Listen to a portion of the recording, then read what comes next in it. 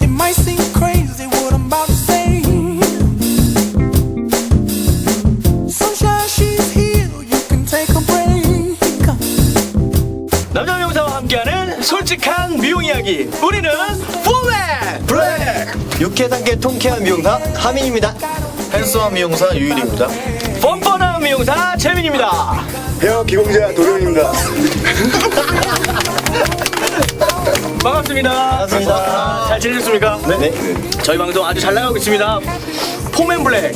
오늘은 이제 좀 약간 캐주얼틱하게 이제 옷을 맞춰 입고 한번 나와봤습니다. 자, 오늘의 내용이 저희가 다룰 게 이제 평가글이거든요. 어찌됐건 인터넷이 요즘 확산되고 있지 않습니까? 그래서 이 평가글에 관련돼서 소비자들이 이제 이동 경로가 거기에 많이 따라 다르거든요. 그래서 오늘은 세 가지의 카테고리를 우리가 나눠봤는데 도대체 어떤 사람들이 도대체 평가글을 쓰는지, 그리고 두 번째는 그걸 보는 사람들은 도대체 누구인지, 그리고 마지막으로는 어떤 글에 그들은 동요하고 움직이는지에 대해서 한번 얘기를 나눠보도록 하겠습니다. 자, 그럼 먼저 첫 번째, 어떤 사람들이 평가글을 쓸까? 이게 중요하거든요. 오늘 우리 준비 많이 하신 우리 유희 씨가 먼저 한번 얘기해보죠. 저는 일단 가장 생각나는 이유 중에 하나가 가격 대비 만족도를 느끼지 못하시는 분들인 것 같아요. 그런 사람들이 쓴다? 그렇죠. 뭐 시술을 했는데 마음에 들지 않는다거나, 아니면 나는 만족하지만 주위에서 지인들이 뭐 예를 들어서 야, 너 염색한 거야? 이 말 한마디면 좀 그 사람이 좀 이렇게 마음이 바뀌는 것 같아요. 아, 이게 진짜 잘 안 나온 건가? 그러면서 이제 인터넷을 검색하게 되죠. 저는 이제 아까 유일 씨가 말한 것처럼 비슷한 경우가 제일 많은 것 같고, 또 하나는 이제 경쟁 업체.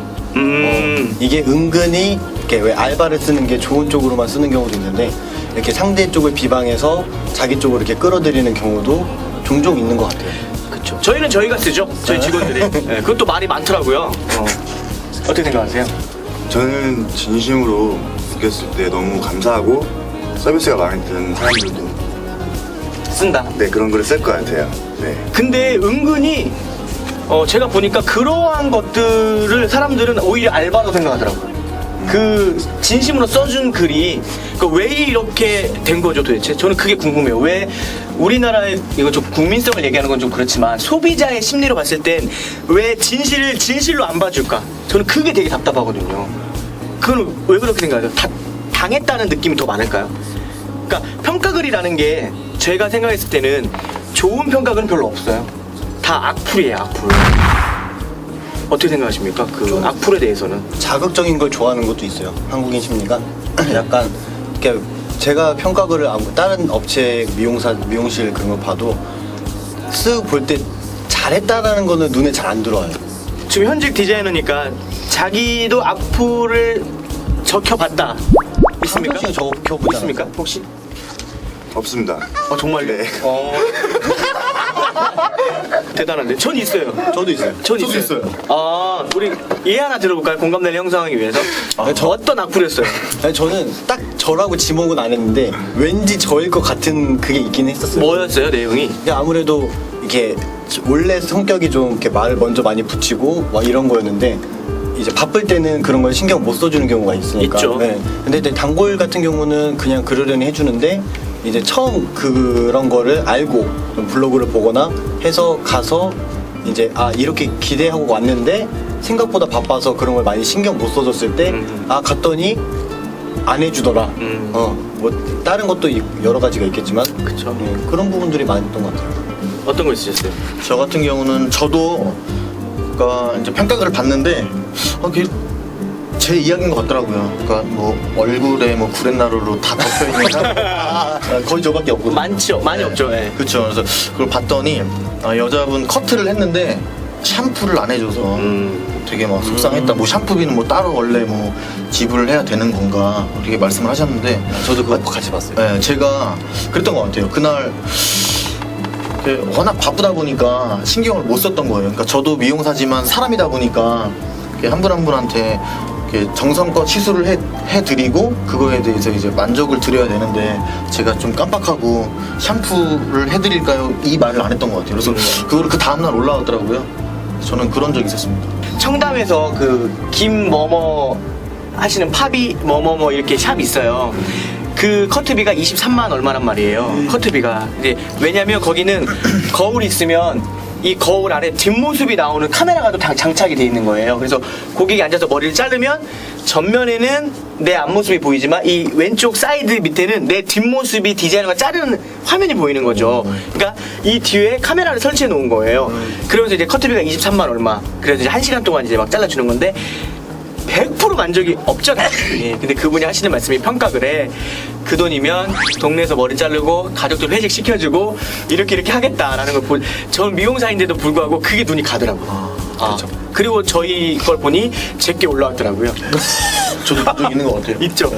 원장한테 머리 했는데 원장이 너무 자신감이 충만하여 권위적이고 자기 손님 기술에- 보기를 깔보고 자기 기술에 대한 프라이드가 너무 커. 사람들이 남는 욕해요. 그러면서 하는 말이 염색을 발라줬는데 두피가 따가운데 물어보지도 않았다는 거죠. 염색 바르는데 두피가 안 따갑나요? 따갑죠. 안 따가운 게 이상한 거 아니에요? 그쵸. 근데 이제 이게 바로 소비자더라고요. 전문가는 당연하게 생각하는데 소비자는 그 당연한 걸 모르더라는 거죠. 근데 양해를 해야죠. 그거를 얘기를 해줘야 되는 게 맞는 것 같아요. 만약에 따갑다면 그렇죠. 네. 누가요? 그러니까 고객님께서 아니죠. 우리가 먼저 따가울 수 있으니 따가우시면 미리 말씀해주세요라고 했었어야 되는데 그걸 안 못하니까. 하죠. 그건 안 하죠. 그리고 또 중요한 건 따가운 건 당연한 거 아니겠습니까? 근데 따가우면 싼 약인 줄 알아요. 맞아요. 그런 것도 있지 않아요? 네. 이거 왜 이렇게 따가워요? 이거 싼 약 아니에요? 이러면서 이제 거기에 올라가는 거예요. 근데 이제 중요한 게 얼마 전에 고객이 왔는데 제가 이제 물어봤어요. 어떻게 오셨어요라고 다 물어보지 않으세요? 근데 포털 사이트를 들어가서 그 지역 내 미용실 치는데요. 그리고 보면 거기에 평가에 그 개수가 나오죠. 그거 보고 온다는 거예요. 평가를 눌러서 글을 보는 게 아니라 개수가 제일 많아서 들어왔대요. 그래서 느낀 게 그러면 이거 관리해야겠네 라는 생각이 드는 거예요. 저도 뭔가를 구입하고자 할 때 평가글을 많이 보거든요. 그러니까 우리가 흔히 말하는 평가는 곧 후기죠, 후기. 네. 근데 그게 여기 이제 도경 씨가 말한 것처럼 이용 중에 하는 거랑 이용하기 전에 하는 거랑 이용하고 나서 하는 거랑은 완전 맥락이 달라진다는 얘기예요. 근데 이제 요즘에 제가 봤더니 마치 우리 매장에 안 왔는데 온 것처럼 쓰는 경우가 있어요. 악의적으로. 그거 굉장히 저는 기분이 나빴거든요. 근데 그거를 컨트롤하기가 싫은 거죠. 그러니까 거기에 보면 답변이 있어야 되잖아요. 답변 달아보신 적 혹시 있어요? 이거 없다고 했으니까 오늘 대화하기가 끄네. 전 그 전에 있던 미용실에서는 그 대학가 근처라서 네. 되게 그런 게 되게 많이 싸웠었어요. 엄청 많죠? 엄청 많이 싸우고 헐뜯고 완전 전쟁터였죠. 근데 다 원장님이 막았어요. 그 아까 그 은행에 말했던 것처럼 다 그게 깔려 있으니까 손님들이 또 그걸 보고 안 오죠? 여기도 뭐지? 맞아요. 다 막아버리지? 블라인드 해버리지? 맞아. 블라인드. 왜 할 말이 없나 보다. 그래가지고 저희도 막다가 이거 좀 그렇다 해가지고 원장님이 그 위에다가 뭐 형사 고발까지 한다고 진짜 악의로 많이 올렸을 듯이 그런 식으로 해가지고 그 한동안 안 올랐어요. 정당하게. 컴플레인 걸고. 왜냐면 이게 암암리에 저는 그런 게 있다는 게 이게 법으로 있는지는 모르겠어요. 한번 들어보세요. 손님이 머리를 했는데 시술에 불만족을 할 경우에 일주일 이내에 리콜을 요청한 시 어느 정도를 해준다. 이게 법으로 있나요? 없어요. 없죠. 근데 미용계에서는 이게 좀 있지 않? 이게 뭔가 좀 법적 같은 그런 게 있잖아요. 어때요? 다들 다른 미용실에서 일들을 해보셨기 때문에 저는 그게 소비자들이 느꼈을 때 당연한 것처럼 그렇게 인식이 된 것 같던데. 어찌됐건 요즘은 거의 일주일 안에 전화하면 해줘요. 그러니까 소비자 여러분이 그 솔직히 말해서 쪽팔리게 그 시간에 그거 쓸 바에는 자기 했던 사람한테 전화해서 이래서 내가 이게 좀 힘든데 이거 손질이 안 된다 뭐 이렇게 해달라.